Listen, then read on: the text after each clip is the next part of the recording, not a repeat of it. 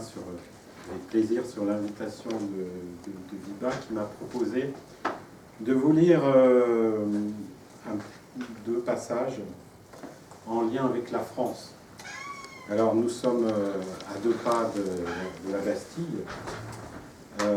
donc j'ai choisi 2 commentaires de Schleurobino sur notre devise « Liberté, égalité, fraternité ». Le premier commentaire où il nous explique ce qu'il ne faut pas faire, comment mal l'interpréter. Le deuxième commentaire où il nous explique le sens profond de cette devise. La liberté, l'égalité, la fraternité sont 3 divinités de l'âme.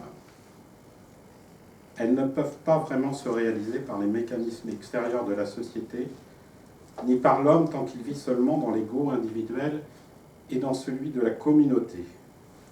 Quand l'ego réclame la liberté, il arrive à un individualisme compétitif. Quand il revendique l'égalité, il arrive d'abord au conflit. Puis, il tente de fermer les yeux sur les variations de la nature et ne connaît d'autre moyen que de bâtir une société artificielle et mécanique. Une société qui cherche la liberté comme idéal est incapable d'arriver à l'égalité. Une société qui cherche l'égalité sera obligée de sacrifier la liberté. Et parler de fraternité à l'ego, c'est parler d'une chose contraire à sa nature. Tout ce qu'il connaît, c'est une association à la poursuite de fins égoïstes communes. Tout ce qu'il est capable de réaliser, c'est une organisation plus rigoureuse afin de répartir également le travail, la production, la consommation et les plaisirs. Alors voilà maintenant comment Schleurobino décrit la façon dont on doit comprendre notre chère devise. La clé, c'est la fraternité, ça a déjà été évoqué. La fraternité est la vraie clé du triple évangile de l'idée d'humanité. L'union de la liberté et de l'égalité ne peut s'accomplir que par le pouvoir de la fraternité humaine. Elle ne peut se fonder sur rien autre.